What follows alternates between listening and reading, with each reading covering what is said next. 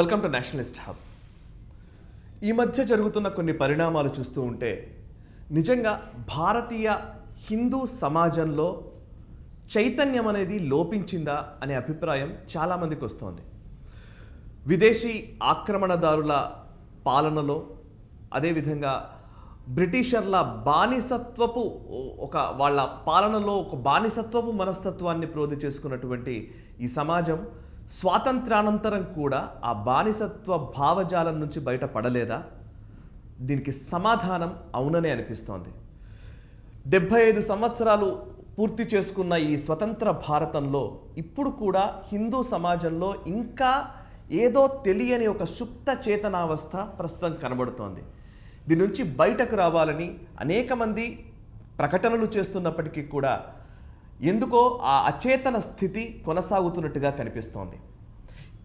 దీనికి ఇదంతా ఎందుకు చెబుతున్నాను అనంటే మొన్న కాశీ జ్ఞానవాపి మందిరానికి సంబంధించి ఆ శివలింగం కి సంబంధించిన వీడియో బయటకు వచ్చిన వెంటనే హిందువులందరూ చాలా ఆనందాన్ని వ్యక్తం చేయడం జరిగింది. అదే సమయంలో ఒక వర్గానికి సంబంధించి కొంతమంది దుష్ట మూకలు అదే పనిగా సోషల్ మీడియాలో వ్యతిరేక ప్రచారాన్ని చేయడం, ఇంకా చెప్పాలంటే శివలింగాన్ని, ఆ పరమేశ్వరుణ్ణి కించపరుస్తూ అనేక వ్యాఖ్యానాలు, పోస్టులు చేయడం మనం మొన్న మధ్యనే చూసాం.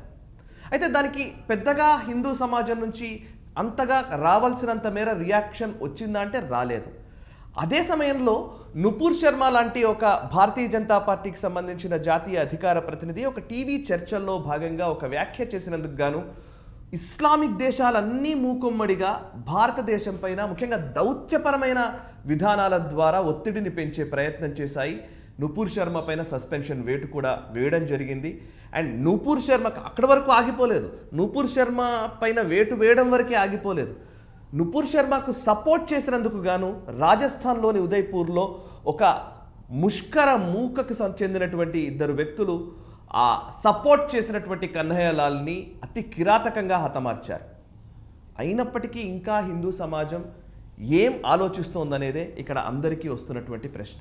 ఈ నేపథ్యంలో అసలు హిందూ సమాజం ఎటువైపు నడుస్తోంది, ఏం జరగాల్సిన అవసరం కనబడుతోంది, ఎటువంటి చైతన్యం అవసరం, దీనికి సంబంధించి మాట్లాడడానికి, సమాజంలో ఒక చైతన్యాన్ని నింపడానికి ప్రస్తుతం నేషనలిస్ట్ హబ్ స్టూడియోలో ఉన్నారు విశ్వ హిందూ పరిషత్ జాతీయ సంయుక్త ప్రధాన కార్యదర్శిగా ఇంతకుముందు వారు బాధ్యతలు నిర్వర్తించారు. ప్రస్తుతం విశ్వ హిందూ పరిషత్ కేంద్రీయ ప్రబంధ సమితి సదస్యగా వారు వ్యవహరిస్తున్నారు. వారే శ్రీ రాఘవులు గారు. వారిని అడిగి తెలుసుకుందాం హిందూ సమాజానికి వారిచ్చే మెసేజ్ ఏంటి తెలుసుకునే ప్రయత్నం చేద్దాం. నమస్కారం రాఘవులు గారు, చర్చకు స్వాగతం. హిందూ సమాజం హిందూ సమాజం హిందూ సమాజం ఈ మాట మాట్లాడిన ప్రతిసారి ఒక వర్గానికి లేదా కొంతమందికి ఒక రకంగా చెప్పాలంటే ఒక లోపల ఒక బర్నింగ్ లాగా అనిపిస్తూ ఉంటుంది. అది ఈ భారతదేశంలో సహజమైన ప్రక్రియగానే కనబడుతోంది. But still nationalist hub is proudly says that yes, Hindu సమాజానికి సంబంధించి, హిందూ ధర్మానికి సంబంధించి, దేశానికి సంబంధించి ఒక స్పష్టత ఉండాల్సిన అవసరం ఉందని నేషనలిస్ట్ హబ్ భావిస్తోంది. అండ్ విశ్వ హిందూ పరిషత్ అనాదిగా దశాబ్దాలుగా రామజన్మభూమి విషయంలో జాతిని జాగృతపరచడంలో ముందుంది. ఆ తర్వాత అనేక హిందూ అంశాలకు సంబంధించి తమదైన రీతిలో ఒక దిశానిర్దేశం చేస్తూ ఒక రోడ్ మ్యాప్ ఇస్తూ విశ్వ హిందూ పరిషత్ నడుస్తోంది. ఈరోజు మళ్ళీ ఒక హిందూ స్వాతంత్రం రావాలేమో అనిపిస్తోంది. మీరేం చెప్తారు? చాలా మంచి ప్రశ్న వేశారు సాయి గారు. విషయం ఏంటంటే హిందుత్వంలో ఉన్న విశేషత లోకా సమస్తా సుఖినో భవంతు, వసుదైవ కుటుంబకం, కృణోంతో విశ్వమార్యం, ఆత్మనో మోక్షార్థం జగతి హితాయచ. ఇలాంటి అనేక రకాలైన నినాదాలు, అంటే కేవలం నినాదం కాదు, అందుకోసం అంకితమైన సమాజం, అంకితమైనటువంటి ఒక చక్కని వ్యవస్థ, అది హిందుత్వం, అదే భారతీయ. అది యావత్ మానవాళి యొక్క కళ్యాణం కోసం జీవించింది, అది హిందుత్వం. ఎప్పుడు నా పద్ధతిలో ఉండు, నా పద్ధతిలో లేకపోతే నేను చంపేస్తాను, ఇటువంటిది ఏనాడు లేదు.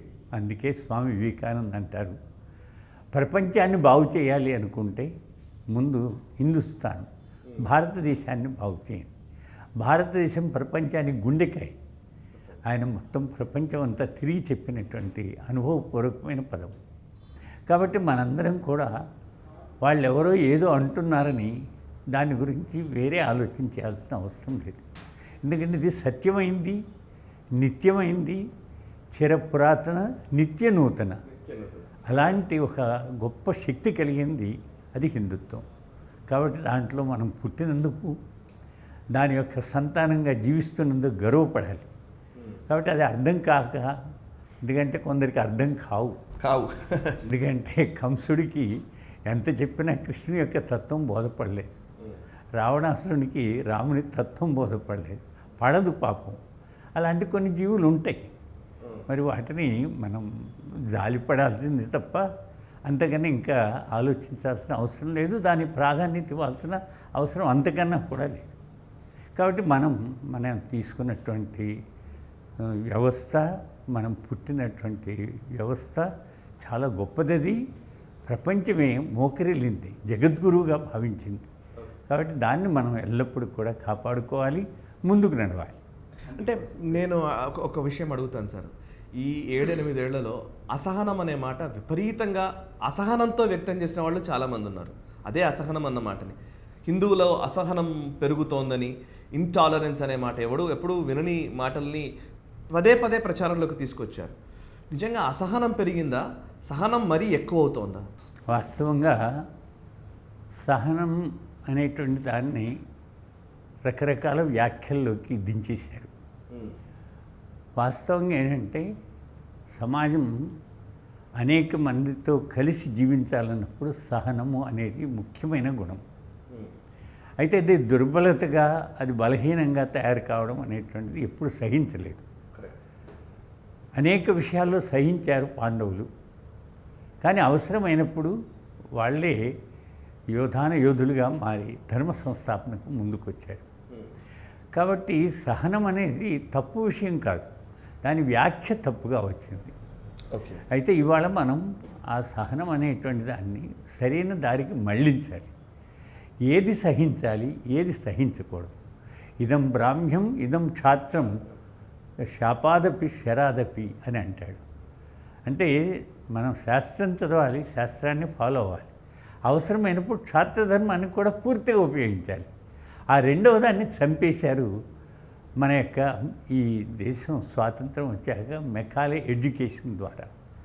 మెకాలే చేసిన పని అంటే మనకి ఉన్నటువంటి ఆ సద్గుణాలని పతనం వైపు తీసుకెళ్లే పద్ధతిలో విద్యాబోధన తయారు చేశారు. ఏ దేశానికైనా ఆధారం విద్య, శిక్షా పద్ధతి. ఆ పద్ధతిని నాశనం చేశారు. దాన్ని బయటికి తెచ్చుకోవాల్సినటువంటి సమయంలో దీనికి సంబంధించినటువంటి వ్యక్తులు అంటే నెహ్రూ లాంటి వాళ్ళు చెప్పారు కదా, బై బర్త్ యామ్యం, అంటే by education am a Christian, by faith am a Muslim, accidentally have born as Hindu. ఇలాంటి వాడి చేతిలో దొరికి ఈ దేశం పతనమైంది. అదే ఒక లాల్ బహదూర్ శాస్త్రి లాంటి వారు, వల్లభాయ్ పటేల్ లాంటి వారు ఆనాడే ఆ పీఠంలో ఉంటే ఈ దేశ పరిస్థితి ఏది సరైందో ఏది కాదో చెప్పేవాళ్ళు. దురదృష్టం అలాంటి వాళ్ళ చేతిలో పడి ఈ 70 ఏళ్ళు నలిగిపోయింది. కనీసం నరేంద్ర మోడీ లాంటి వాళ్ళు వచ్చాక కొంత దానికి సరైన వ్యాఖ్యను అందించడానికి ప్రయత్నం చేస్తున్నారు. ఏది సహించాలో ఏది సహించకూడదో అది యాక్షన్ ద్వారానే ఆయన చక్కగా సమాజానికి అందిస్తున్నారు. అందుకనే విశ్వాసం ఉంది, ఓ మంచి రోజు అతి త్వరలో రాబోతుంది అని. Correct sir. ఇప్పుడు నేను మరో స్వాతంత్ర సంగ్రామము అని నేను ఇందాక ఎందుకు అన్నాను. నాకు ఇంకొకటి ఏమనిపించిందంటే ఈ మధ్యకాలంలో జరుగుతున్న పరిణామాలు, కశ్మీర్ ఫైల్స్ చూసాం మనం. కశ్మీర్లో జరిగిన మారణకాండ గురించి తలుచుకుంటేనే నిజంగా ఒళ్ళు గగురు పడుతుంది. అట్లాంటి కశ్మీర్ సంఘటన గురించి ఎవరు మాట్లాడరు, బట్ గోద్రా గురించి మాత్రం మాట్లాడతారు. అందరు పోస్ట్ గోద్రా రైట్స్ గురించే మాట్లాడతారు, మళ్ళీ గోద్రా గురించి కూడా మాట్లాడరు. సో తీస్తా సెతల్వాదులు వాళ్ళు ఏంటి అనేది ఈరోజు నిరూపితమైంది. అయితే పదే పనిగా ఒక అబద్ధాన్ని ప్రచారం చేయడం అనేది ఒక సెగ్మెంట్ ఆఫ్ పీపుల్కి అలవాటైపోయిన అంశం అది. బట్ దాని నుంచి బయటపడి దాన్ని తెలుసుకోవడానికి హిందూ సమాజానికి చాలా సమయం పడుతోంది. విశ్వ హిందూ పరిషత్ లేకపోతే ఆర్ఎస్ఎస్ లేకపోతే పరివార క్షేత్రాలు ఎన్ని ప్రయత్నాలు చేసినప్పటికీ ఓవరాల్గా హిందూ సమాజంలో తెలుసుకునే తత్వం రావాలంటే కనీసం 10 సంవత్సరాలు 20 సంవత్సరాల తర్వాత కానీ నిజమేంటో బోధపడని పరిస్థితి. ఇట్లాంటి టైంలో సమాజానికి మీరు ఏం చెప్తారు, ఎట్లాంటి మెసేజ్ ఇస్తారు? ఈరోజు నూపూర్ శర్మ విషయంలో, అక్కడ కన్హయ్యలాల్ విషయంలో ఏం జరిగింది, కిషన్ విషయంలో గతంలో ఏం జరిగింది, కమలేష్ తివారీ విషయంలో ఏం జరిగింది, బట్ సొసైటీ దానికి రెడీగా ఉందా? దాన్ని ఎలా అర్థం చేసుకోవాలి, ఎలా ముందుకెళ్ళాలంటే మీరు సమాధానం ఏంటి? వాస్తవంగా ప్రచార వ్యవస్థ అమ్ముడుపోయింది. అది ఒక దురదృష్టం. విదేశాలు కొనేసి ఆ విధంగా ప్రింట్ మీడియా, ఎలక్ట్రానిక్ మీడియా కూడా ఆ రకమైన పరిస్థితికి దిగజారి. దానివల్ల సమాజానికి కేంద్ర బిందువుగా ఉండవలసింది, లేదా ప్రజాస్వామ్యానికి ఆధార స్తంభంగా ఉండవలసిన వ్యవస్థ అది ఒక రకంగా దుర్బలమైపోయింది. దానివల్ల సర్వసామాన్య సమాజానికి ఏం చేయాలి అనే పరిస్థితి ఒక పెద్ద పరిస్థితి ఏర్పడింది. మీ అందరికీ తెలుసు, జస్టిస్ పార్టీ పేరుతో రామస్వామి నాయకర్ దక్షిణ భారతంలో తయారై ఏం చేశాడు? మందిరాలకు వెళ్ళొద్దు, అక్కడ దొంగలు ఉంటారు. మఠాలకు వెళ్ళొద్దు, ఆశ్రమాలకు వెళ్ళొద్దు, వాళ్ళంతా వ్యభిచారులు ఉంటారు. ఇలాంటి ప్రచారం చేయడం కాదు, సినిమాలు తీశారు. కరెక్ట్. ఊరూరు పంపారు. ఆ రకమైన దుష్ప్రచారానికి తల వంచాల్సిన పరిస్థితి సమాజానికి ఏర్పడింది. సో ఇలాంటివన్నీ కలిసి వచ్చి ఇవాళ దేన్ని విశ్వసించాలి, దేన్ని విశ్వసించకూడదు అనే పరిస్థితిలో సమాజం కొట్టుకుపోతుంది. కాబట్టి ఒక సరైన ప్రచార వ్యవస్థ ఈరోజు దేశానికి అవసరం. మీలాంటి వాళ్ళను అది మేము కోరుకుంటున్నాం. ఆ వ్యవస్థను మనం బలోపేతం చేసినట్టయితే సమాజం మారడం ఎంతో సమయం కూడా పట్టదు, ఏండ్లు కూడా పట్టవు. అతి త్వరలోనే మళ్ళీ దారికి వస్తుంది. ఎందుకంటే హిందూ సమాజం అలాంటిది. దానికి అనేక రకాల బుద్ధి, శక్తి, జ్ఞానం, ఆర్థిక పరిస్థితులు అన్నీ ఉన్నాయి దానికి. కాదంటే దానికి నేతృత్వం దగ్గర దానికి సరైన దారి లేక అటువంటి పరిస్థితి ఏర్పడింది. ఈరోజు మనం ఆశాదీపంగా ప్రధానమంత్రి ఆ కేంద్రంలో ఉన్న వ్యవస్థ ఇవాళ కొంత విశ్వాసాన్ని అందజేస్తుంది. ప్రజలు ముందుకు వస్తున్నారు. అయినప్పటికీ కూడా జరుగుతున్నవి కొన్ని ఉన్నాయి. మీరు అన్నారు, మీరు మొన్నటికి మొన్న ఏం జరిగిందంటే ద్రౌపది ముర్ము గారిని రాష్ట్రపతి అభ్యర్థిగా ప్రకటించిన సందర్భంలో ఒక క్లియర్గా చెప్పాలంటే ఇక్కడ తెలుగు ప్రసార మాధ్యమాల్లో పనిచేసే వ్యక్తులే ఎలా మాట్లాడుతున్నారంటే, ద్రౌపది ముర్ముని చేశారంటే రాష్ట్రపతిగా దక్షిణ భారతదేశానికి సంబంధించిన, అఫ్కోర్స్ భారతీయ జనతా పార్టీకి సంబంధించిన ఒక స్టాల్వర్ట్ లీడర్ని చేస్తారనుకుని భంగపడ్డ నేపథ్యంలో, భంగపడడం కూడా కాదు, వాళ్ళు అనుకున్నది జరగలేదు అంతే, అందులో ఏం లేదు. బట్ జాతీయవాద దృక్పథము అంటే ఏంటి? అదొక పార్టీకి సంబంధించిన నినాదమా, ఒక సంఘ పరివార క్షేత్రాలకు సంబంధించిన నినాదమా? దక్షిణ భారతము, ఉత్తర భారతదేశము రేపొద్దున ఈ రెండు చీలికలు పేలికలు అయ్యే అవకాశం ఉంది, ఇక్కడ కూడా ఒక ఉద్యమం వస్తుంది అని ప్రసార మాధ్యమాల్లో డైరెక్ట్గా పాత్రికేయులు మాట్లాడుతున్న సందర్భం తెలుగునాట కనబడుతోంది.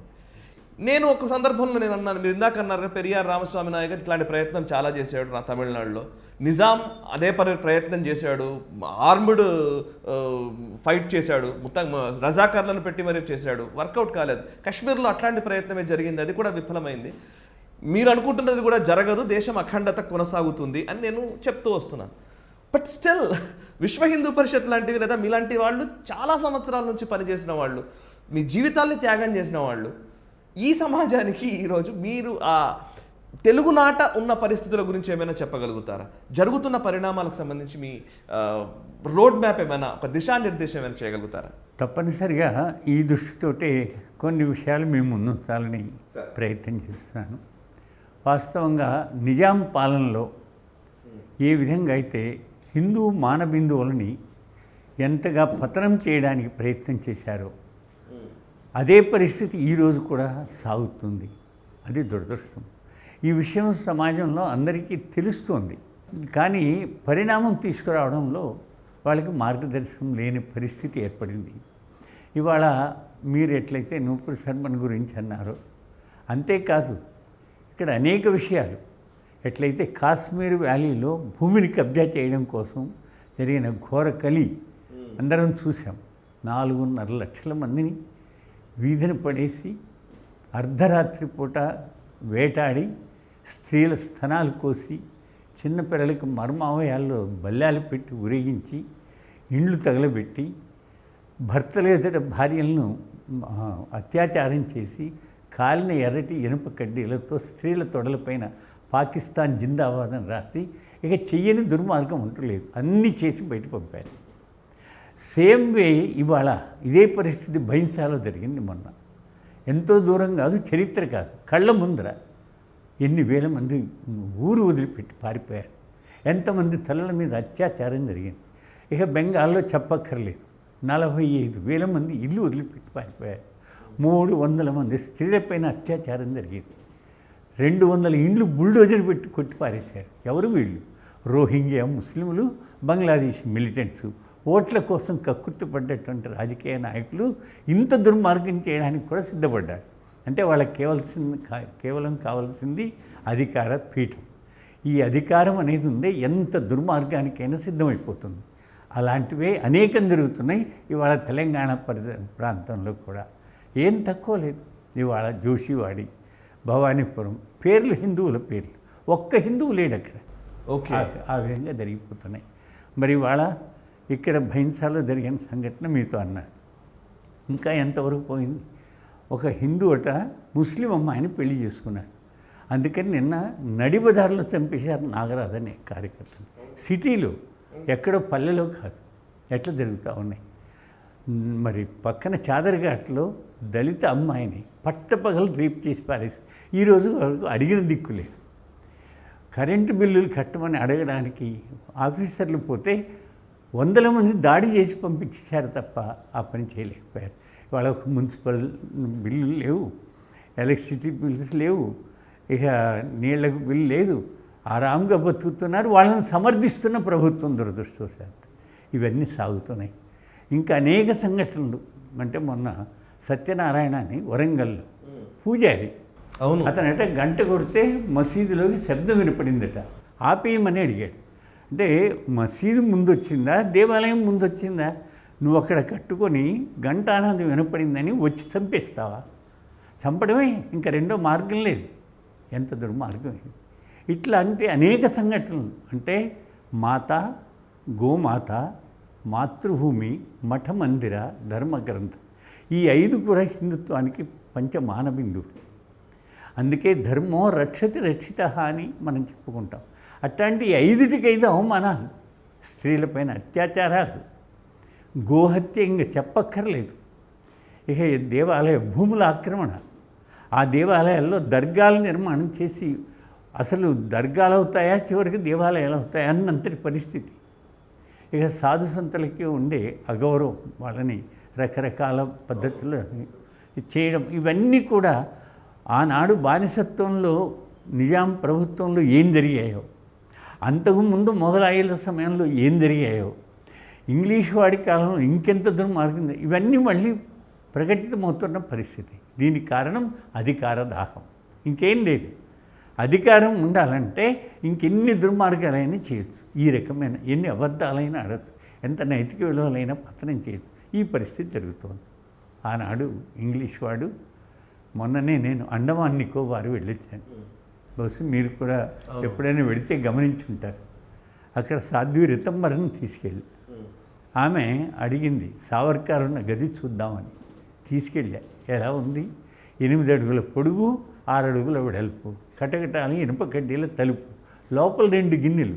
ఎందుకు ఇవి అని అడిగింది. ఒక గిన్నెలో ఇంగ్లీష్ వాడు అన్నం వేస్తాడట, మరి రెండవ గిన్నె ఆయన మలమూత్ర విసర్జనలకి. ఇంత చిన్న గదిలో భోజన విసర్జన. ఒక చాపల, దిండుల, దుప్పట్ల, 2 అంగుళాల సముద్రపు దోమలతో 11 సంవత్సరాల గదిలో మగ్గాడు. అడిగింది, ఎప్పుడైనా బయటికి తీసుకొస్తే ఏం చేస్తారు? 2 పనులు. ఒకటి నూనె తీయాలి, రెండవది తాడు పేనాలి. వాడు టార్గెట్ ఇస్తాడు. నూనె తీయడం అంటే గ్రామాల్లో ఎద్దులు కట్టి గానుక్కి నూనె తీస్తారు. ఆ ఎద్దు స్థానంలో ఈ మహాపురుషులను పెడతాడు. టార్గెట్ ఇచ్చి అది జరగకపోతే ఇనప కడ్డీ తీసుకొని ఇనప చట్టంలో నిలబెట్టి 50 దెబ్బలు 100 దెబ్బలు గొడ్డును కొట్టినట్టు కొడతారు. ఎవరి కోసం? ఈ దేశ స్వాతంత్రం కోసం. ఇక ఆయన గదికి ఎదురుగానే ఉరికంబాలు ఎదురుగా ఆయన గది ఎందుకు పెట్టారు? ఎవరైతే ఇంగ్లీష్ వాడి మాట వినరో వాళ్ళని ఉరి తీస్తూ ఉంటే సావర్కర్ చూసి ఆయన మనోబలం దుర్బలమై ఇంగ్లీష్ వాడికి లొంగిపోతారని. మరి ఆయన ఏం చేసేవాడు అని అడిగింది. తీసుకొస్తారే చంపడం కోసం, అతని మనోబలం దుర్బలం కాకుండా ఉన్న గదిలో నుంచే వందే మాతరం భారత్ మాతాకి అని బిగ్గరగా అరిచేవారు. ఆ విధంగా మరి ఇవన్నీ విని చూస్తూ గదిలో కూర్చొని ఏడవడం మొదలెట్టింది ఆ రుతమ్మర. ఎందుకు ఏడుస్తున్నామని గైడ్ అడిగాడు. చెప్పిందామా, ఇంగ్లీష్ వాడి కాలంలో ఒక్క స్త్రీ కూడా తన శీలాన్ని రక్షించుకోలేకపోయేది. ఎవరిని పంపమంటే వాడి దగ్గరికి పంపాలి. ఒక్క దేవాలయంలో దీపం వెలక్కపోయేది. ఒక్క ధర్మగ్రంథం పఠించే భాగ్యం లేకపోయేది. ఒక్క గోమాతకు పూజించుకునే భాగ్యం లేదు. రౌలట్ చట్టం పెట్టి ఇంగ్లీష్ వాడు కనపడితే మోచేతుల మీద మోకాళ్ళ మీద భారతీయులు వాడికి ఎదురుగా నడవాలి. ఇంత ఘోరమైనటువంటి బానిసత్వాన్ని దూరం చేయడానికి ఎంతమంది కారాగృహంలో మగ్గారు, ఎంతమంది తుపాకీ తూటాలకు బలయ్యారు, ఎంతమంది ఉరికం బాలెక్కారు. ఇంతగా కష్టపడి సాధించింది, బలిదానమై సాధించిన స్వాతంత్రాన్ని రక్షించుకోవడానికి ఏం చేస్తున్నాం అని ఆమె చెబుతూ తన ఏడుపుకి కారణం చెప్పింది. ఇవాళ మరి మనం ఏం చేస్తున్నాం? 200 మంది కేవలం ఇంగ్లీష్ వాడు భారతదేశంలో ప్రవేశించి 33 కోట్ల హిందువులను 200 సంవత్సరాలు బానిసలు చేశారు. ఈరోజు మరి ఏ అనైక్యత కారణంగా జరిగిందో మరి ఆ అనైక్యతను దూరం చేసుకుంటున్నామా? ఐక్యత కోసం మన దగ్గర గుణాలు ఏమన్నా నిర్మాణమైనయా? ఈరోజు కూడా మనలో ఇంకా విభాగాలు చేయడానికి కులం పేరుతో, ప్రాంతం పేరుతో, భాష పేరుతో, సాంప్రదాయాల పేరుతో సమాజాన్ని ముక్కలు చేయడం కోసం వాడు ఆనాడు డివైడ్ అండ్ రూల్ పాలసీని పెట్టుకొని బతికిపోయాడు. ఇవాళ ఉన్న నాయకులకి ఆ తలకాయలో అదే నడుస్తుంది.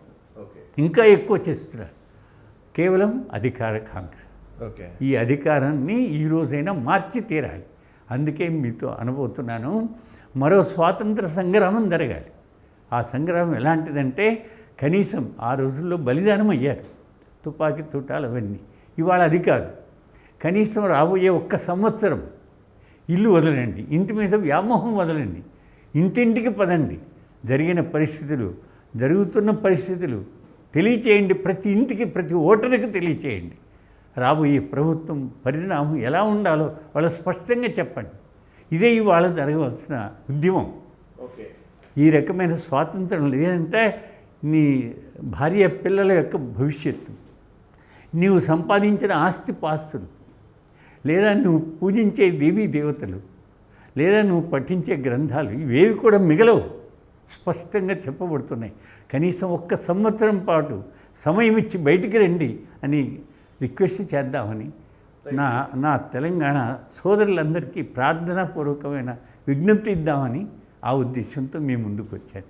వాస్తవంగా ఆనాటి నిజాంని, అంతకు ముందు ఉన్నటువంటి ఇంగ్లీష్ వాళ్ళను కూడా ఎదిరించి మరి శౌర్య ధైర్య పరాక్రమాలు చూపించింది ఈ తెలంగాణ. అటువంటి వాళ్ళుగా ఇవాళ మళ్ళీ మనం సృష్టించబడాలి. వాళ్ళ చరిత్ర చెప్పడం కాదు, చరిత్ర సృష్టించుకోవాలి. అటువంటి రోజులు ఆశ్రమయ్యాయి. అందుకు ఉదాహరణగా రామ్జీ గోండ్ అని ఆదిలాబాద్లో అలా స్వాతంత్రం కోసం పోరాడిన మహాపురుషుడు. కొమరం భీమ్ ఎంతమందికి అందరికీ కూడా తెలుసు. వేల సంఖ్యలో మరి ఆయన తయారు చేయడమే కాదు, ఎలాంటి వాళ్ళతో పోరాడాడో చూసాము. కిషోరీలాల్ ఆయన ఎటువంటి వాడో తెలుసు. వేదప్రకాష్, రామానంద తీర్థ, ఇంతకన్నా పుట్నాల రామక్క అని ఆమె కరీంనగర్లో. ఈ ముస్లింలు ఆమె భర్తను చంపేసి ఆమె మీద అత్యాచారం చేయడానికి ప్రయత్నం చేస్తే ఎంబడించి ఎదుర్కొని ఆ వచ్చిన ఆ ముస్లిం వీర్యాలను అంటే వృషణాలను కట్ చేసి పారేసింది. కానీ తర్వాత మళ్ళీ ఎదుర్కోవాల్సి వచ్చింది, చంపబడింది. ప్రతి ఊళ్ళో కూడా అటువంటి రామక్కలు జన్మించాలి. వాళ్ళ కేవలం ఏదో అబలలుగా ఉండడం కాదు, రాణి ఝాన్సీలాగా, రాణి రుద్రమలాగా తయారు కావాల్సిన అవసరం ఉంది. అలాగే రాజారెడ్డి, నారాయణ రెడ్డి ఇలాంటి వాళ్ళతో పాటు జగదీష్ ఆర్య, నారాయణ, వీళ్ళందరూ కూడా వందే మాత్రం జెండా ఎగిరేస్తే వాళ్ళని చంపేయడానికి సిద్ధమైపోయారు. భారతీయ జెండాను, కాషాయ జెండాను కూడా ఒప్పుకోలేదు, కాలరాయడానికి ప్రయత్నించారు.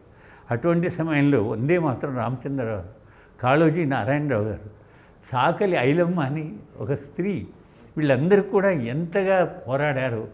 నేనేమంటానంటే వీళ్ళ పేర్లు స్మరించుకోవడం కాదు, వీళ్ళలాగే వాళ్ళ తయారు కావాలి, వాళ్ళ జీవిత చరిత్రలు చదవాలి. మనం కూడా ఊరూరా ఇంటింట పుట్టాలి వాళ్ళు.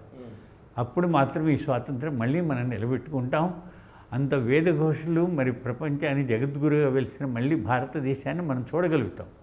భారతీయత హిందుత్వం అనేది లోకశాంతికి పుట్టింది, అంతే తప్ప ఎవరిని ఈర్ష్యా ద్వేషాలకు ఎక్కడ స్థానం ఇచ్చింది కాదు.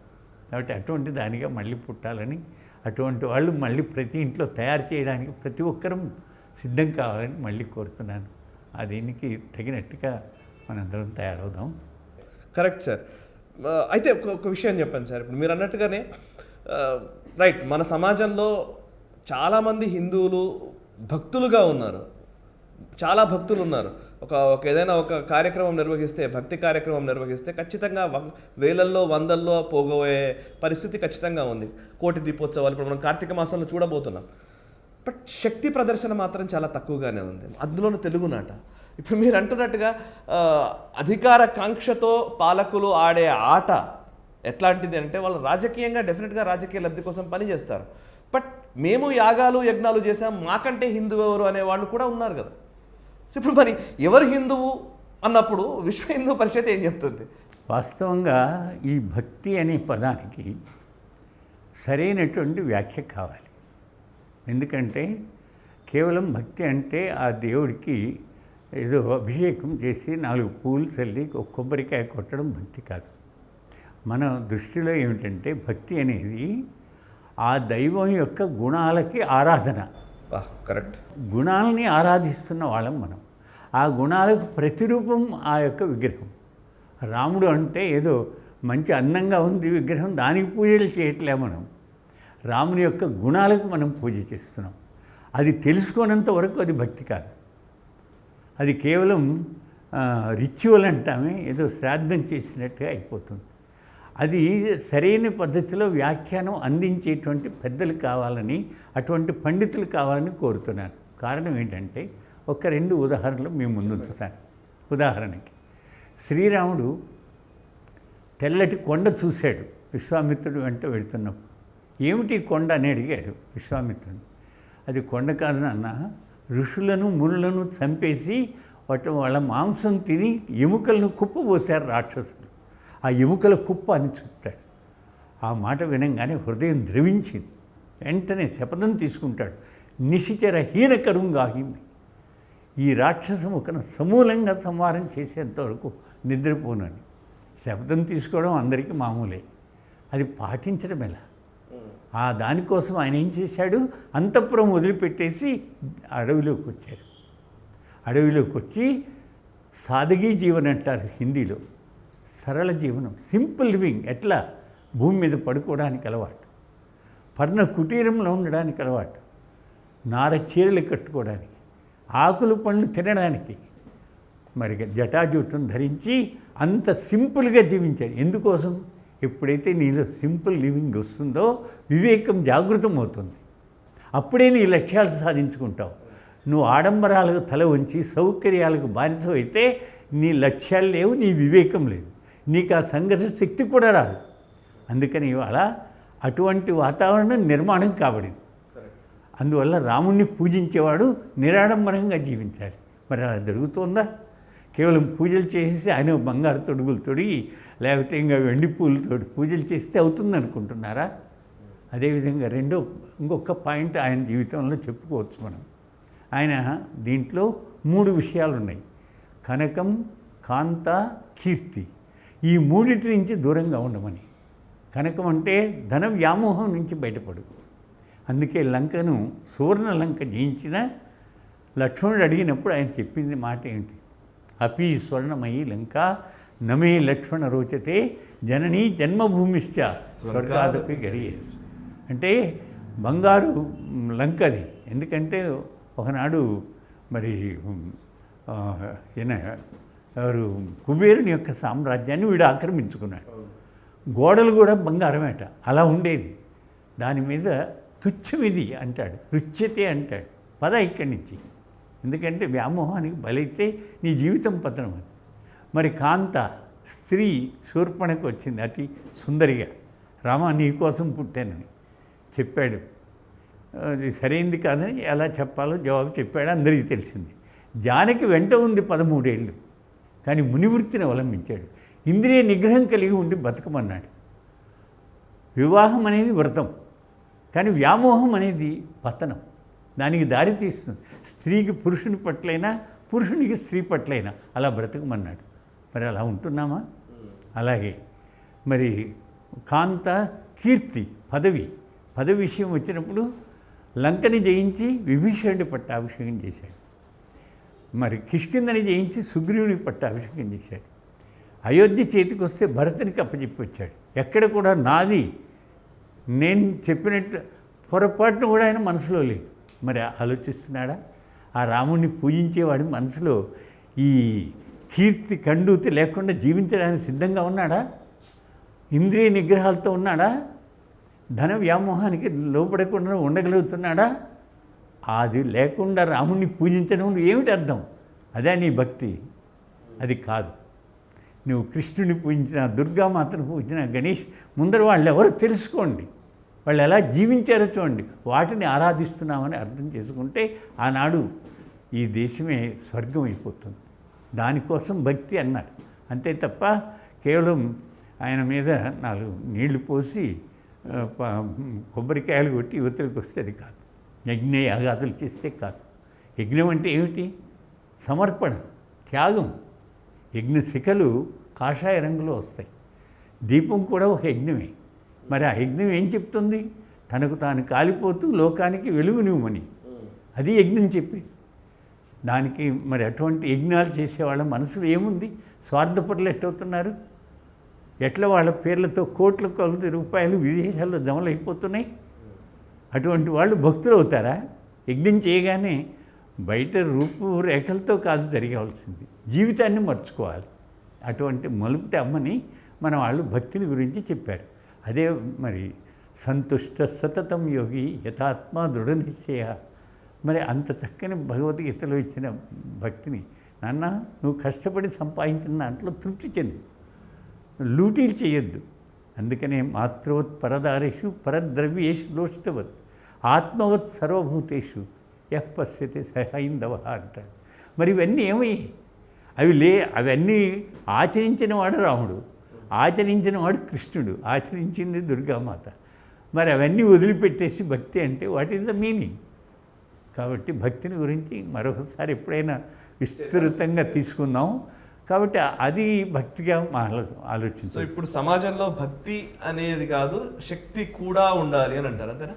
ఖచ్చితంగా ఆ శక్తి నిర్మాణం చేసుకోవాలి. అది ఎట్లా అవుతుందంటే, మేము అంటే ఆర్గనైజేషన్ తరఫున 4 సూత్రాలు చెప్తున్నాం. ఏమిటా 4 అంటే, మొట్టమొదటిది పరనింద నా కరే.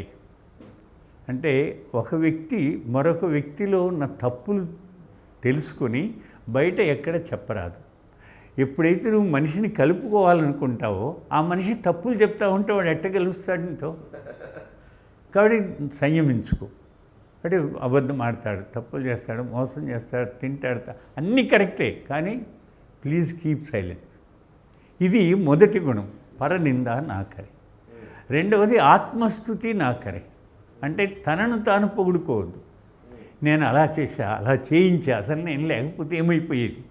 ఇది రాక్షస గుణం అంటారు. అంటే నారదుడు హిరణ్యకశిపుడి దగ్గరికి వచ్చి నమో నారాయణ అనరా అంటే వాడు నమో హిరణ్యకశిపాయ అంటాడు. వాడికి వాడే ఈ సోత్కర్ష ఉంది. ఆత్మస్తుతి, పరనింద 2 రాక్షస గుణాలు. ఇవి ఉన్నవాడి జీవితం అంతా ఒంటరిగా బతకాల్సిందే, ఒక్కడు కూడా వెంటరాడు. 2 దైవీ గుణాలు చెప్పారు. అదేమిటంటే యోగ్యతకో అభినందన్. యోగ్యత అంటే సద్గుణాలు, ప్రతిభ, టాలెంట్. ప్రతి ఒక్కడికి భగవంతుడు ఏదో ఒక యోగ్యత ఇచ్చి పంపాడు. అయోగ్యో పురుషో నాస్తి యోజకస్తత్ర దుర్లభ అంటాడు. ఒకడు బాగా పాడతాడు, మాట్లాడతాడు, వ్రాస్తాడు, చదువుతాడు, ఆడతాడు, ఏదో ఉంటుంది. ఆ ఉన్నది గుర్తించి 10 మందిలో చెప్పు, నీ వాడవుతాడు. నిన్ను ఆ కలిపే గుణాన్ని దైవీ గుణం అంటారు. ఇక చివరి మాట ఏమంటా అంటే దోషకో ఏకాంతమే దూరుకరు. ప్రతివాడిలో తప్పులు ఉన్నాయి. ఎందుకు? పంచభూతాలతో నిండిన శరీరం, పొరపాట్లు ఉండొచ్చు. అది ఒంటరిగా సరిదిద్దు. 10 మందిలో సద్గుణాలను ప్రశంసించు, నీ దగ్గరికి వస్తాడు. ప్రశంస ఎవరు చేయగలుగుతారు? అహంకారం లేనివాడే ఎదుటివాడిని ప్రశంసిస్తాడు. అహంకారం ఉన్నంత వరకు ఈయనేం పాడతాడు, ఈయనేం, అసలు ఇంకొకరిని గురించి సద్గుణాన్ని చెప్పడానికి వాడు సాధ్యమే కాదు అహంకారికి. కాబట్టి అహంకార ముక్తికి ఏమిటంటే ఎదుటి వాళ్ళ సద్గుణాలు గుర్తించి అభినందించు. అప్పుడు నీ దగ్గరికి వస్తాడు, నాన్న నీలో ఉన్న మంచి అందరికీ చెప్తారా, ఈ చిన్న పొరపాటు ఉంది, కొంచెం సర్దుకో, నీతో సమానం లేడు అన్నావో నిన్నే గురువుగా భావించి జీవితం ఇస్తాడు. కాబట్టి ఈ 4 గుణాలని అభ్యాసం చేయిస్తుంది అది విశ్వ హిందూ పరిషత్ అండ్ రాష్ట్రీయ స్వయం సేవక సంఘ్. అందుకని ఆ సంఘటన మీరు అన్నారే, మొట్టమొదట 97 ఏళ్ళుగా ఆర్ఎస్ఎస్, 60 సంవత్సరాలకు దగ్గరగా విశ్వ హిందూ పరిషత్, ఆ సంస్థలు ఇలా ఎదుగుతున్నాయంటే ఈ గుణాలతో జీవిస్తున్నారు కాబట్టి. కరెక్ట్. అటువంటి గుణ సంపద సమాజంలో నిర్మాణం చేయడం కోసమే నిరంతర ప్రయత్నంలో ఉన్నాం. ఈ గుణాలని మనం కూడా సంతరించుకొని మన ఇంట్లో ఈ 4 గుణాలు సరిగ్గా ఉంటే ఇంట్లో ఆనందమే, ఇరుగు పొరుగులో ఆనందమే, దేశంలో ఎక్కడికి పోయినా ఆనందమే. ఇవి లేవో ఇంట్లో నరకమే, ఇరుగు పొరుగులో నరకమే, బయటికి పంపితే లంకా దహనమే అంటాడు. కాబట్టి మనలో మార్పు రావాలి. మనం మారినంత వరకు మళ్ళీ ఆ ఇంగ్లీష్ వాడో లేదా ఆ మొగలాయిల చేతుల్లోనూ బానిసలైపోయే పరిస్థితులు ఉన్నాయి. కాబట్టి ముందు మనం మారండి. ఇది మా హృదయపూర్వక విజ్ఞప్తి. ఎందుకంటే ఈరోజు మనం ఇంటి వ్యామోహంలో సంపాదన చేస్తున్నాం. సంపాదన వద్దని చెప్పం, సంపాదనే జీవితం కాదు. మొన్న ఒక ఆయన దొరికాడు, దొరికి ఏమయ్యా షాప్ అట్ట కిరాణా, ఏమిటి నీ టైం టేబుల్ అని అడిగా. పొద్దున్నే 6 గంటలకి వెళ్తానండి, రాత్రి 12కి ఇంటికి వస్తానన్న. ఎందుకు రావడం అన్నా. అదేమిటండి అని. అది నువ్వు అంగడి కోసం పుట్టావా, అంగడి నీ కోసం పుట్టిందా? ఏదైనా జీవితంలో 84 లక్షల జీవరాశిలో శ్రేష్టమైన జన్మ భగవంతుడు మనకిచ్చాడు. అది ఎలా గడపాలి, దేనికి ఎంత టైం కేటాయించాలి, అలా చేయకపోతే జీవితం వృధా కదా. ఆహార నిద్ర భయం మైథునంచ సామాన్యమేత పశువినారాయణ ధర్మోహితేషు అధికో విశేషం ధర్మేణ హీన పశు సమానం. కేవలం అంతరం నిద్రపోవడం, పిల్లలు కనడం, పశుపక్షాలను మనకన్నా ఎక్కువ చేస్తాయి. కాబట్టి మన విశేషత ఏమిటంటే ధర్మం. ధర్మం అంటే లోక సమాజ కళ్యాణం, అంటే దారిద్ర్యాన్ని దూరం చేయడానికి ఉపాధిని, అజ్ఞానాన్ని దూరం చేయడానికి జ్ఞానం ప్రసాదించు, అనారోగ్యాన్ని దూరం చేయడానికి ఆరోగ్య ప్రదానం చేయడానికి చూడు, అసమానతలను దూరం చేయడానికి సమానతను తేవడానికి అనుష్ఠాన కార్యక్రమాలు నిర్వహించు. ఇలా చేసి సమాజ కళ్యాణంలో మానవత్వాన్ని చాటు అని మన వాళ్ళు చెప్పారు. ఈ మానవత రానంత వరకు ఒక ఆయన మన వేదంలో నుంచి చెప్పారు 5 రకాల మనుషులని. మొదటి రకమట నరకీటకం అని. కీటకం అంటే పురుగు, బురదలో పుడుతుంది, గుడ్లు పెట్టి వెళ్ళిపోతుంది. దానికి గుడ్లకు సంబంధం లేదు, అవి వాటికి పురుగులు అయిపోతాయి. ఎవరైతే కేవలం నా శరీరమే నాకు సర్వస్వం అని ఎవరు జీవిస్తారో వాడిని నరకీటకం అన్నాడు. అంటే ఇంక కుటుంబంలో సమాజంలో ఏది లేదు. రెండవ శ్రేణి ఎవరంటే నర పశువు అని. పశువు ఏం చేస్తుంది, 2-3 ఈతలు ఇంతుంది, ఆ బిడ్డల చుట్టూ తిరుగుతూ చచ్చిపోతుంది. ఎవరైతే నేను నా కుటుంబమే నా సర్వస్వాన్ని బతుకుతాడో వాడిని నర పశువు అన్నాడు. మూడవది మానవుడు. ఈ మానవుడు శ్రేణి, 3వ శ్రేణి. మానవుడు అంటే తను తన కుటుంబం మించి ఈ యావత్ సమాజం నాది అని వాళ్ళ యొక్క కళ్యాణం కోసం బతుకుతాడే వాడిని మానవుడు. ఇక 4వది మహామానవుడు. అతను ఎవరట, కేవలం మానవ జాతి వరకే కాదు, పశువులు, పక్షులు, అడవులు, నదులు, కొండలు ఇవన్నీ లేకుండా మానవుడు బతకలేడు.